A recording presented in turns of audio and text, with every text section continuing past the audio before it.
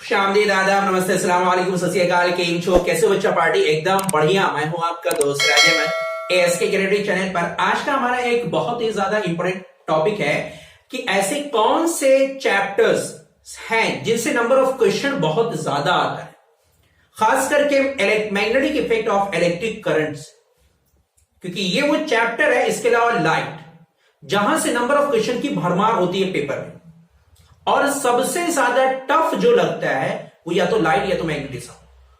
क्यों? क्योंकि वजह होती है इसमें इमेजिनेशन के ऊपर नंबर ऑफ क्वेश्चन बेस्ड होते हैं।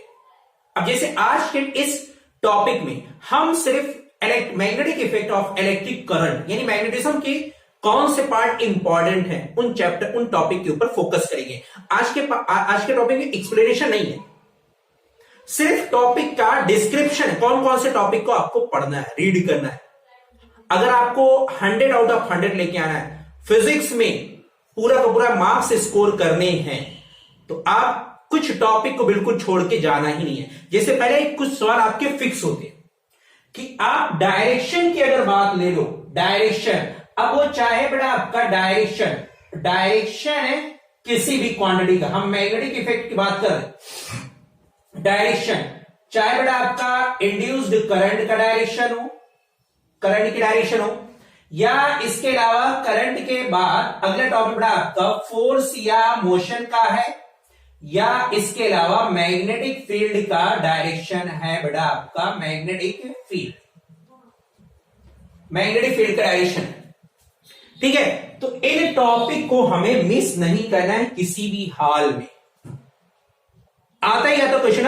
और थ्योरी तो कम, थ्योरी आपके इंपॉर्टेंट में है, वेरी इंपॉर्टेंट में है, आती है थ्योरी, आ जाती है विद द डायग्राम, आ जाती है नो डाउट। लेकिन इसके ऊपर जो मोस्ट ऑफ द चांसेस रहता है क्वेश्चन आने की, वो एक डायग्राम बेसिस पर रहता है, जिसमें आपको डायरेक्शन बताना होता है कि अगर करंट फ्लो होगा, मुश्किल से एक लाइन का सवाल रहता है, लेकिन 4 या 5 मार्क्स मैक्सिमम नंबर के वो सवाल रहते हैं डायग्राम के बेसिस पर। तो आपको इन डायरेक्शन में कंफ्यूज नहीं रहना कि करंट का डायरेक्शन कैसे निकाला जाता है, फोर्स का डायरेक्शन कैसे निकाला जाता है, मैग्नेटिक फील्ड का डायरेक्शन कैसे निकाला जाता है। ये टॉपिक आपको जरूर रीड करना, बहुत ही ज्यादा इंपॉर्टेंट है मैग्नेटिज्म में। अगला एक टॉपिक और आ जाता है इसी के बाद, एक Faraday's law of electromagnetic induction. Faraday's law of electromagnetic induction, Faraday's law of electromagnetic induction यानी ईएमआई। ये बेटा आपका बेस, जिसमें न्यूमेन्स और लेंज लॉ है। यह भी आपको मिस नहीं करना है, आते ही आते यहां से क्वेश्चन है, क्योंकि जनरेटर और मोटर दोनों ही इसी कॉन्सेप्ट के ऊपर ऑपरेट करते हैं। थोड़ा सा डिफरेंस होता है दोनों में। तो आज के टॉपिक में ये भी फैराडेज लॉ में न्यूमेन्स और लेंज लॉ के बाद अगला जो हमारा टॉपिक आ जाता है एसी वर्सेस डीसी जनरेटर और मोटर। जनरेटर और मोटर, इन तीनों टॉपिक से आपके क्वेश्चन आते ही आते हैं। इन्हीं तीनों में से लॉ में एक आया, ठीक है। अगला है जहां से हमें कम क्वेश्चन आते हैं, कम का मतलब इंपॉर्टेंट है, वहां से थ्योरी के बेसिस पे, न्यूमेरिकल के बेसिस पे आ जाते हैं मैग्नेटिज्म में। जैसे कि टॉपिक आपका आ जाता है define the left hand rule and right hand rule with the diagram and right hand thumb rule with the diagram. और तो ये बेटा आपके सारे रूल्स, मतलब फ्लेमिंग्स या मैक्सवेल्स रूल्स के बारे में, फ्लेमिंग्स रूल्स।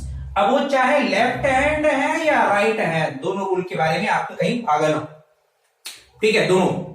अगला इसके बाद जो टॉपिक इंपॉर्टेंट है, जिसको हम लोग कहते हैं बेटा लॉरेंट्ज फोर्स। लॉरेंट्ज फोर्स ये बेटा आपका बहुत ज्यादा इंपॉर्टेंट है। लॉरेंट्ज फोर्स किसी चार्ज पार्टिकल के ऊपर जो लगता है F बराबर BQV साइन थीटा।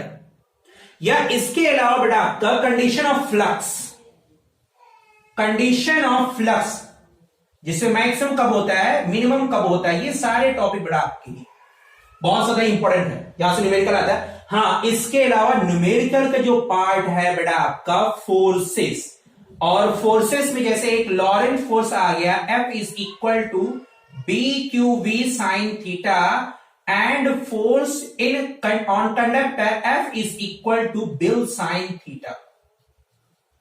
ये बेटा आपके और लास्ट में एक आ जाता है Biot Savart law dB is equal to mu naught upon 4 pi I d l sine theta upon I square for the finite length dB magnetic field is equal to mu naught upon 2 multiply by I upon r के। बेटा ये हमारा formula बनाते हैं, ठीक है। तो यहां से क्वेश्चन आपके आते ही आते हैं न्यूमेरिकल के बेसिस पर, यहां से पार्ट आता है।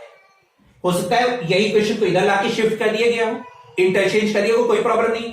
लेकिन इसके बाद कुछ टॉपिक और है, जैसे कि अगर कह दिया गया है कि आप ओर्स्टेड नियम के एक्सप्लेनेशन करो विद डायग्राम, वो भी बड़ा आपका इंपॉर्टेंट है। ओर्स्टेड के नियम, ओर्स्टेड एक्सपेरिमेंट, या इसके अलावा जो और छोटे छोटे टॉपिक हैं, इलेक्ट्रिक बेल के बारे में आप बताइए, इलेक्ट्रिक बेल के बारे में, या इसके अलावा और भी आप सोलेनॉइड के बारे में बताइए क्या होता है सोलेनॉइड के बारे में। तो ये आपके छोटे छोटे टॉपिक है जहां से आपको उतना ध्यान नहीं, लेकिन आपको पता होनी चाहिए क्या होता है ओर्स्टेड, क्योंकि जड़ तो यही है ओर्स्टेड, मैग्नेटिज्म की जड़ यही है ओर्स्टेड, ठीक है।